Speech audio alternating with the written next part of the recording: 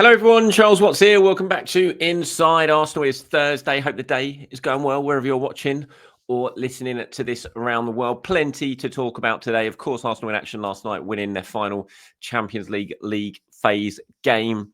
2-1 in Girona to finish third in the group stage and sail comfortably through to the last 16 without the need of going into the playoff round. So all is good. That was great. We will talk about that in the show. But obviously, there's been big story, big news since the last time I did a show. Arsenal making an offer for Ollie Watkins at Aston Villa that's quickly been rejected and are expected potentially to go back in and make a second offer very imminently. So I'm going to give my thoughts on that. A couple of you guys have been sending in messages on that. So we're going to explore the Ollie Watkins stuff at the start of the show, and then we're going to get into last night's game, do player ratings, and the usual sort of thing. Also, myself and James Benj are going to be sitting down for Inside Arsenal Extra Time later on this afternoon. So if you want to get involved in that show, you know what to do. Go down into the comments with your question, your opinion, whatever it is you want us to talk about. Start with Extra Time. Give us your question, your comment. I'll pull some of them together and get them included in the second half of that show, which, as I said, is going to be recorded a little bit later on this afternoon. Right. Ollie Watkins, then. Massive Arsenal fan. Arsenal trying to bring him to the Emirates, probably just to stop him scoring against us whenever he comes to town. And yeah, the story emerged last night as I was actually driving to my dad's to watch the game. Left my house, nothing. Got to my dad's house, and my phone had literally exploded with the amount of messages and stuff coming in about Ollie Watkins. So yeah, it's an interesting one. Obviously, Aston Villa have swiftly rejected that offer, and it's all being very much complicated by the fact that they are selling, or look like they are selling, Jean Duran to Saudi Arabia. That is a deal that is going through very imminently, by all accounts, for big money. And you look at that and you just think, surely there is absolutely no way that they would even consider selling Ollie Watkins and John Duran about 4 days before the end of the transfer window at the same time. It just would not make any sense whatsoever. Mikel was asked about Ollie Watkins, obviously, in his press conference after the game last night. He just said, I cannot talk about any of that. My confidence is that we have an amazing club and people are working always to try and improve. So let's see what happens. Now, Unai Emery also spoke about it a little bit more openly at the end of Villa's win, where Watkins scored against Celtic last night. They also gone into the top 8 of the Champions League to go through, so fair play to them. And Unai was talking about that, also said a lot about John Duran going to Saudi Arabia. Couldn't confirm it, obviously, but all the talk is that he's going to be sort of having a medical today somewhere in London before flying off to Saudi Arabia to join Al Nassr, I think it is. And on Ollie Watkins, Unai Emery said, I don't want to sell. It is good news to have offers from other clubs, but we want to keep our sporting objectives through the players we have in the squad. Every player can be in the market if it is good for the player and for the club. To get this deal, we are going to be demanding. Watkins is our striker. So he's not ruling it out. Ultimately, it's not his decision anyway, is it? At the end of the day, it's the club's decision. Emery will have his say. I'm pretty sure we all know what that say will be. It's like, you can't leave me when we were chasing a Champions League spot, and we're in the Champions League already in the knockout stages. You can't leave me without a striker. Now, we know Villa are very keen to bring in João Felix from Chelsea, but João Felix is not a striker. He's I don't even know what you call João Felix, but he's not a number 9. You've got Watkins and you've got Duran. You've got 2 number 9s there. To lose them at the same time and replace them with João Felix would be utter madness, in my view. So it does look like a really difficult deal to do for Arsenal. It's one that I would like, I have to say, and I don't care about the money, really. It's not my money. I think there'd be a lot of pressure on Watkins to perform straight away, because if you're spending 60 million, 70 million, whatever it will take to get Watkins out of Villa, if you're spending that sort of money on him, you're getting no real sale value. You're basically, that is the money you're just committing to him. On top of that, you're going to have to pay big wages as well. So you're probably talking about £100 million deal on a player that you're not going to get any real sort of resale value for. So you're not going to be able to sell him because he turns 30 this year. So it's massive money. It's a sign in to work now. It's a kind of Robin van Persie to Manchester United. It's when Ferguson signed him from Arsenal for 30 million, which in today's prices is probably about 60 million. That's what Ferguson did. He brought Robin van Persie in at that stage, didn't care about his injury record, didn't care about his age. He brought him in to win the title, and he did it. He won one title with Manchester United, I think it was, and that's gone down considered as a success. And if Ollie Watkins came in, did something similar and Arsenal won a title or a Champions League or whatever, you wouldn't really care about the money if he scored the goals to it. And look, Ian Wright was not much older than Ollie Watkins when he signed for Arsenal, and that didn't turn out too badly, albeit Ian Wright cost 2.5 million. He didn't cost 60 or 70 million or whatever Watkins would cost. But I do think he'd be really good for Arsenal. I love Ollie Watkins. I love the way he plays, how it's all about the goal. It's just head down, run, get his shot away as quickly as possible, runs the channels really well. He causes defenses all sorts of problems. He'd have real pace, real movement to this Arsenal team. I like the idea of it. I have to say, the fact he's a massive Arsenal fan as well, obviously sort of adds to the want, I think, in my view. And I know lots of people are concerned about the money. Ultimately, I think we're all going to sort of be debating this anyway for the next couple of days, and it's going to probably be a moot point anyway, because I don't see a way that Aston Villa sanction this deal unless they've got their eye on another number 9 as well as João Felix, who they're looking to bring in this window, or unless they're really up against it with PSR more so than anyone knows and they just have to do it. I just can't see them entertaining this offer with Duran. It feels like if Arsenal really wanted to sign Ollie Watkins, then do it on January 1st. Do it before all this Duran Saudi Arabia stuff happens, because then that gives Villa a real decision to make. Because 60 million for a play, they're never going to get an offer like this again, I would imagine, for Ollie Watkins, given his age. So from a business point of view, it makes sense for them to consider it, really.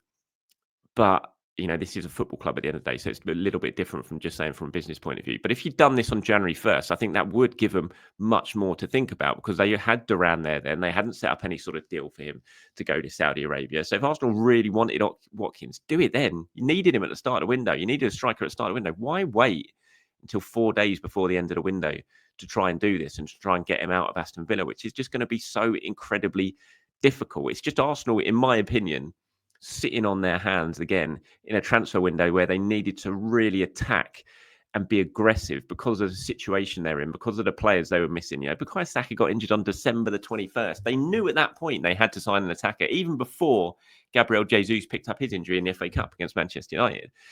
Just should have, if they really wanted Watkins, then go out and do it in January the 1st. Be aggressive. Get the deal done. Do what Manchester City have done for Mamouche. They overpaid for Mamouche, no doubt about it, but they knew they needed to bring someone in, and so they were willing to overpay. I think Arsenal are going to look back, and I'm certainly going to look back on this transfer window with a bit of regret that they didn't really attack it early on in the early weeks, and they've let it drag on to this point where it's just going to be so incredibly difficult to get a deal done for Watkins or for anyone that you really want. So, yeah, that's my thoughts on it. Lots of you have been getting in touch talking about it. We've got Mr. Quenda, who says, what are your thoughts on Watkins? Well, I've just said, everyone seems to be worried about his age, but I generally think if we still believe we have a chance to win the league, he is the best we could probably do besides Isak, which is impossible right now. He's proven, we can get 3 and 4 seasons out of him. And just remember how old RVP was when he left and what happened after. Thoughts? Yeah, I mean, this is what I'm saying. It would be an RVP type signing. It would be a buy now, don't worry about his age. It's a buy now to try and win trophies type signing if Arsenal managed to get it over the line for Watkins. And like you said, RVP, didn't have the greatest of times at Manchester United. He had an amazing first season, won the league for them. But then the injuries did start to hit. But no one really cares about that. No one thinks about it, looks back on it now and said, I spent 35 million or 30 million, whatever it was, on an injury-prone striker who we didn't get that much out of in terms of output over, rather than other than in a short space of time. Everyone just thinks about that short space of time when he fired him to the title with that unbelievable season. So, yeah, I kind of agree what you say there when you talk about he's the best now, other than Isak as well, come into the Premier League and hit the ground running. Aaron says the Watkins link never looked realistic, as Villa in the last 16 in the Champions League, and they want to go further in the league as well. Duran is also going to Al Nassr, which means Villa definitely won't sell their top striker at least this window. More realistic link is probably Mathys Tel. He fits the profile. I think versatile young can join on loan, which will allow us to go on with PSR regulation as well. I don't think Arsenal will go back and make an improved bid for Watkins. Now that Duran has gone, Tel does look like a market opportunity signing we should be in for. Yeah, I mean, the Tel one certainly makes sense. There's a lot of rival in there. We know Arsenal are one of the clubs who are interested in Tel, but I think Chelsea obviously hold a long-standing interest. Tottenham are in for him as well. Manchester United. There's other clubs across Europe as well. Very talented player, young, very different to a Watkins type signing. I don't think he's a win now signing, is he? I don't think he comes in and and you have to give him time to acclimatise and all that. He's very, very young, coming from a different country into the bright lights of London. I just don't see that as a win now type deal. So when you talk about a loan for him for 6 months, it's another body, and he's a good player, no doubt about it. But I just think the time that he's going to need to settle in before he can really show his best at that age, I think he's more of a long-term project type signing, which I wouldn't be against, but I'm not sure he's he's not an Ollie Watkins type signing. It's two very different potential deals. But I do like Tel. He's a really talented player. He can play as a striker. He can play on the left as well. So I think he would solve a few problems for Arsenal. He'd certainly add to the squad. But I do think you'd have to, any sort of arrival of him, you'd have to sort of know that he's going to need a bit of a bedding in period to come in and be the best he can be in this team. Bogzig says, why are so many fans complaining about Watkins? He finished last season with 33 goals and assists in the league alone. That's more than any of our players could do in a season we challenged for the league. He's different profile than anyone we currently have. 60 million might sound a lot, but we're always bound to overpay in January in the window. I agree. 60, but then there's a very different take here from Eluzio. He says 60 million for Watkins. This isn't a serious bid in the last week of the window. How is Villa supposed to get a replacement? Charles, this was performative. It was never going to happen. Yeah, I've seen a few people saying that. Is that the classic sort of we tried FC type thing of putting in a bid that you know is not going to be accepted just to show that you have tried to get something done, which I can understand that feeling, because it does feel like a really difficult, as I said, do this January 1st or January 4th or 5th. It feels like, you've really sort of done the most you can to try and get him in, but doing it at this late stage of the window just feels like quite a very, very difficult deal to pull off, especially when you factor in the Duran stuff into it. Anyway, let's see what materialises. I'm sure by the time potentially even myself and James Bench sit down for Inside Arsenal Extra Time later, this might have moved on a little bit. We'll have more to talk about. But let's focus on yesterday's game, shall we? Arsenal winning 2-1 in Spain, coming from behind. Jorginho and Ethan Nwaneri with the goals. Nwaneri, obviously the star of the show. What a brilliant goal that was from him. And it was a good win for Arsenal, no doubt about it. They used the opportunity, Mikel Arteta used the opportunity to rest a number of players, which was good ahead of the game against City. Obviously, lots of changes from the side that beat Wolves at the weekend. You had the likes of Marino come in, Jorginho came in, Sterling started, Nwaneri started, Neto started in goal. So there was changes. Partey started at right back. He only played 45 minutes. Timber came on to do the second 45 minutes. I think that was a sort of planned type thing to protect both of them. And to give them a little bit of a rest ahead of the game against Manchester City. Obviously, Declan Rice got a rest, came on later on, Havertz, Martinelli, all those sort of players. So Arteta changed it around, and Arsenal was still able to get the win, which meant they finished third in the Champions League phase. So it was a good night overall for Arsenal. I don't know what Neto was doing for the goal that Arsenal conceded. Thankfully, he didn't get a touch to the ball, because if he'd have obviously got his hand to that shot from Danjuma, it's an absolute nailed-on red card. And then Arsenal are forced to play with 10 men again for the second successive game, this time for 70 minutes. I just don't know what he was doing. It was so bizarre. Yes, the goal sort of came out of nothing. It wasn't great defensively. Jakub Kivior sort of stepped up. Partey, it was just caught out. The player ran off him, which we've seen when Partey plays at right back. It happens. But even then, I just don't get I don't get where the starting position of Neto was. And I know Arsenal want the keeper to be more of a sort of sweeper type thing, but to be caught that much in no man's land was just really strange to see. And then to throw yourself at the ball and actually try and make a save, it just looked like he totally lost his bearings. He didn't know where he was on the pitch. Thankfully, he didn't make the save. Obviously, he had pretty much his first touch of the ball when the ball got played back to him as well. He got caught in two minds when trying to clear his lines and always got pickpocketed. Then for the rest of the game, he was fine. He didn't let it affect him, which was good. And, his handling was good. He came for crosses. He saved them. Every sort of shot that came his way, he gathered it relatively well. So he did recover. But yeah, I think I'd be feeling a lot better if David Raya is fit to play at the weekend. Fingers crossed he is against Manchester City. But the way Arsenal came back was good. Thomas Partey did really well to win the penalty. Clear penalty. I don't know what they were complaining about. Jorginho stuck it away. And then Ethan's goal was just fantastic. I just love the way he does that. And it's, he's a 17-year-old kid, and the responsibility he shows there when so many of his other teammates refuse or seemingly refuse to shoot, even in good positions. I love the way when Nwaneri gets the ball, he's just thinking about, where's that goal? How can I get my shot away? And he tried a couple that were blocked before that, but this one he managed to engineer himself the shooting chance, and it was just so good. The way he whips his foot round it, the pace he gets on it, the whip he gets on it. We've seen it from him time and time again now And in a team, as I said, who lack players who really like to take the initiative when they've got the ball and actually shoot, it's really refreshing to see Nwaneri doing that, and he gets his rewards with a goal. And his all-round performance was just excellent. Nwaneri, I thought he played really, really well. He was so mature. His footwork was good. He kept possession well. Obviously got the goal, was always a threat. Yeah, really good performance, I thought, from Nwaneri, and a great win for Arsenal. End up finishing third in the table. There was no real upsets last night. Everyone, the big boys who were under threat, all managed to get through. So obviously Real Madrid, PSG, Manchester City, they all managed to get through. But for Arsenal, it was plain sailing, really, finishing third in the table, which is great. And that has left them with, they're going to get either AC Milan, Juventus, Feyenoord, or PSV. So definitely going to be going to Italy or the Netherlands for the last 16 game. The draw for that, we'll know who they're going to get pretty soon. I think it's the end of the week. Mikel, on finishing the top 8, said, I'm sure that they're really happy. I think he means the owners here, because obviously finishing where they finished. I mean, that win last night was worth £3 million to the club. So a lot of people saying, oh, why didn't you just play all the kids? You know, to win that game, they earned an extra £3 million than they would have done if they'd have lost that game. So financially, it was a real benefit to win the match. And so he says, I'm sure I presume the owners, are really happy to won. And the fact we did it today as well, because of the financial incentive, is obviously there on the 4 potential opponents in the next round. He said, let's see, we love watching Champions League matches. We're going to have the privilege to be sitting at home and analysing and watching who we can face afterwards. So pretty good at the moment. Things are going well on how impressive Arsenal have been in the Champions League. He said, I never felt anything like this because it's so tough. I think we won the last 4 games in the Champions League. That's why you have to win football matches in these competitions. It's very demanding. We played a group that was very tricky and difficult. But overall, I think, as you said, the team has been very consistent, regardless of all the issues that we've had to face. Hopefully more of a belief in that dressing room that we're a good team and we can face anybody and still perform well in games. And it has been a really good campaign. They had the one defeat, obviously, at Inter Milan, where they were very unlucky to lose that game. They didn't deserve to lose the game.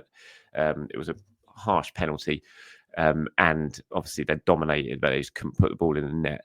Other than that, it was a good win. I think it's really important. They've won the last couple of away games in this group phase or league phase, which is really important going into the knockouts. Just gives them a little bit of extra confidence, because they had struggled in Europe in the league away from home. But those wins against Sporting and then Girona hopefully will give them a real shot in the arm. So yeah, good campaign. Relatively, when you compare it to the likes of City and some of the other big boys and how they've really had to struggle to find them to get themselves through, it's been a pretty breeze through for Arsenal, and I don't think that should be underestimated, how impressive that has been. On Ethan Nwaneri's performance, this is what Mikel said.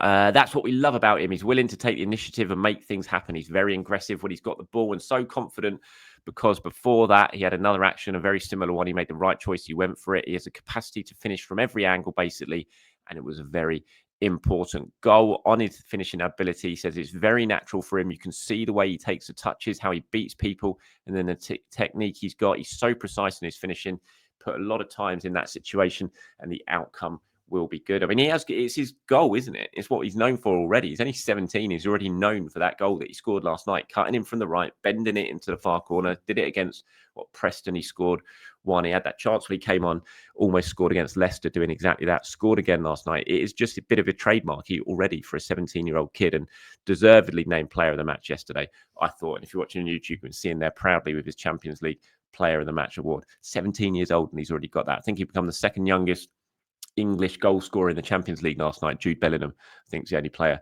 younger than him to have scored in the competition. On David Raya's absence yesterday, Mikel was a bit weird about it, so we don't really know. He was there yesterday. He was in his kit. He looked fine. He was on the pitch afterwards, but Mikel said he wasn't fit to play. So on Raya's absence, he said he certainly could not play. He's injured. That's it.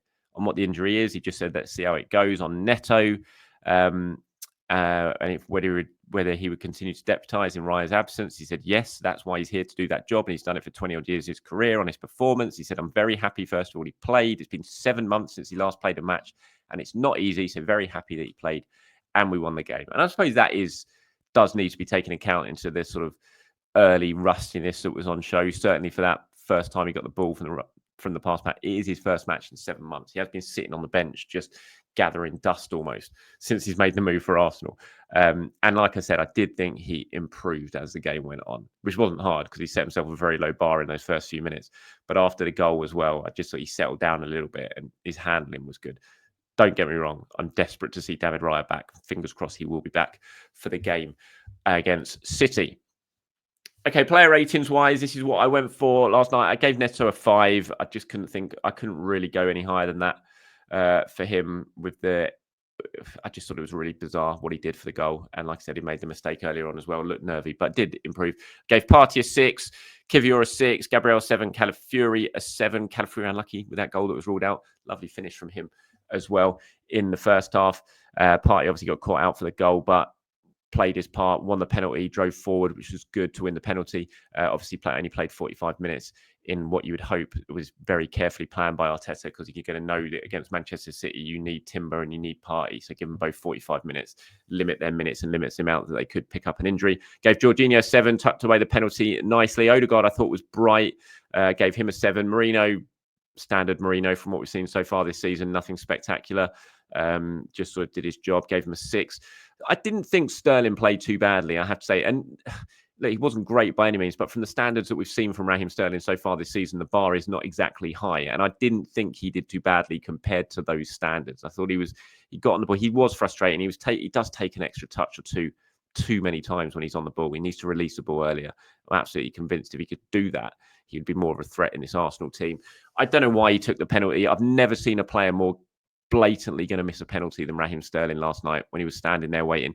He's not a good penalty taker anyway, I don't think.